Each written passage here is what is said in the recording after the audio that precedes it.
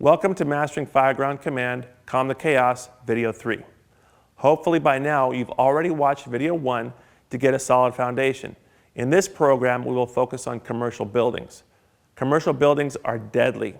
It's partially our own fault for two reasons. First, we treat them like house fires. We sometimes deploy hose lines that are way too small, like taking a knife to a gunfight. We also fail to recognize that the main life risk in the commercial building is us. Many times commercial buildings are evacuated more easily than homes since people don't usually sleep there. They don't have pictures, pills, and pets to save, and the fires are found during business hours when everyone is alerted. If the fires come in at night, the buildings are likely to be vacant after business hours.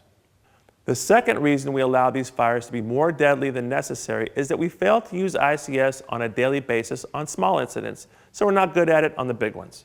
We fail to proactively set up an aggressive incident command system that attacks the NIOSH 5. Remember the NIOSH 5 from Video 1? That's the top 5 operational line of duty death causes from the National Institute for Occupational Safety and Health. In review, the NIOSH 5 operational killers are improper risk assessment or poor size up, lack of command, lack of an accountability system, inadequate communications, lack of SOPs, or failure to follow the SOPs. We must set up groups and divisions as soon as possible to get good size up, good risk assessment, and excellent accountability. There is no substitute for pre-planning. Knowing your first due area, the types of buildings, and fire loads will pay huge dividends again on that dark and stormy night when you pull up with heavy fire in a commercial building. Commercial buildings require a proactive incident commander who can organize the incident quickly and expect the unexpected. Don't risk the lives of your firefighters for a vacant building.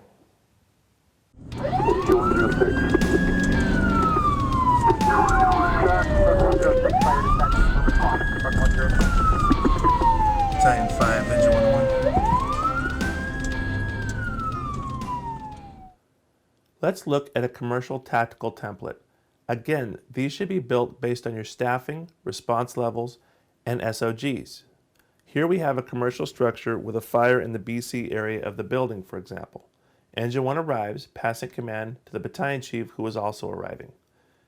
Engine 1 initiates fire attack with a 2.5-inch hose line. Engine 2 arrives and sets up a water supply pumping back to Engine 1 from the hydrant. Engine 1 and Engine 2 will get that first line deployed. Engine 2 can assume Division A with Engine 1 and all subsequent companies working for him. This would include Truck 2, who would perform a search and additional engines for 2 out and other crews on the attack lines. In short, anyone going in the A side of the building would be working for Division A, who is currently Engine 2. If a second chief officer arrives, he could be assigned to take over Division A from Engine 2's captain.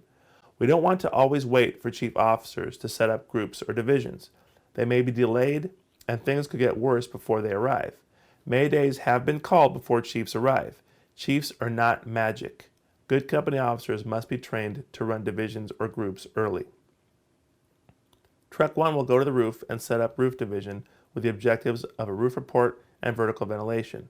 He will let command know if he needs another truck to the roof, which is highly likely on this building. Division C could be set up to open the rear of the structure and potentially search from that area. Caution and coordination between the divisions is critical to prevent redundant or conflicting tactics like opposing streams.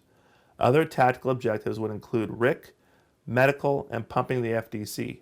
Remember, the greatest life hazard on most commercial buildings is what we bring to the fire.